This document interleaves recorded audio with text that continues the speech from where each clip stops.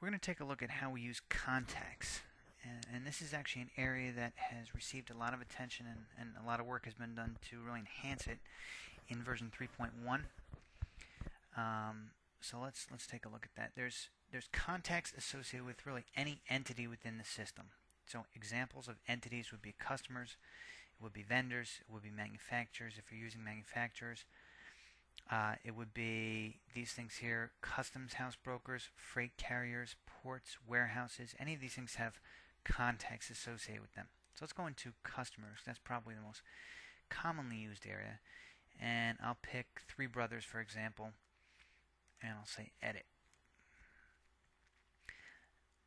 This tab here, this contacts tab, is going to show me the contacts that I have associated with this customer. I can edit them, view them, or add new one. Let's add a new one while we're here. Let's say we want to add Tom Jackson, for example, and his title VP. And I'm going to add him to a contact group. These contact groups, it's a really flexible aspect of the system, and you can modify these from the system tables, but it's a way to group contacts together. So what I've done is set up contact groups as months that their birthday falls in. This way, you know, at the beginning of March, for example, I want to pull up everyone whose birthday starts in March. I can pull up that group of contacts and send them out, you know, a birthday card, and export that information out to, you know, Microsoft Word or some label editor, and then create birthday cards for them. But there's other ways that could be used as well. It all depends on how you want to use it. So phone number, alternate phone number, probably a mobile phone, fax, email,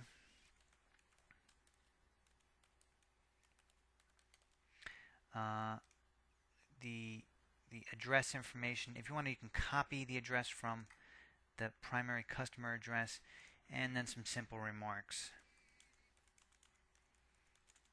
something like that.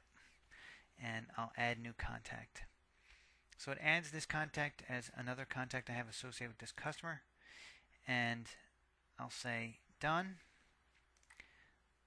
Update my customer record, and then if I want to, I can go back into there to get additional details. I have it set up so in my customer scan it shows me what contacts I have associated with that customer. But an area that's been enhanced is the contacts grid from within the sales and purchasing menu, where I can pull up information about all contacts system-wide, regardless whether they're related to customers, vendors, customs house brokers, freight carriers, warehouses. I can filter this group by contact name, by contact type. So if I want to say, pull me up a list of all contacts I have associated with all customers, for example.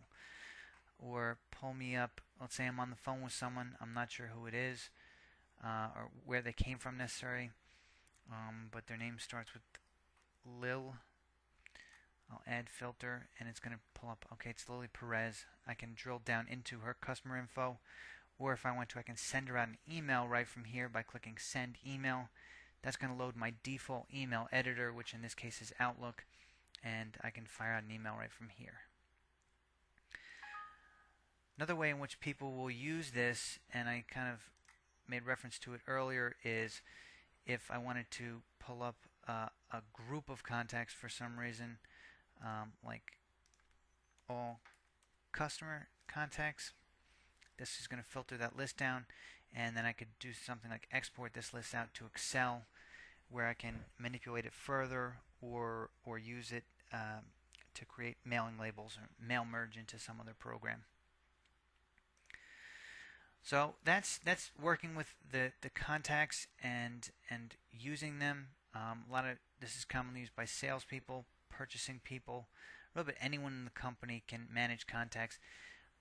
It's important to keep contact information in there for several reasons. Number one, obviously just ease of use, but number two is anytime we're generating documents, we're also going to be creating what we call distribution lists, which are going to be recommended contacts for this document. So for example, in a sales order, you're going to the system will pull up the recommended contacts, meaning any contacts you have associated with that customer, and it'll give you their phone, fax, and email for easy reference. If you wanted to email that document out to them or fax it over to them, you'd have that information right there at your fingertips.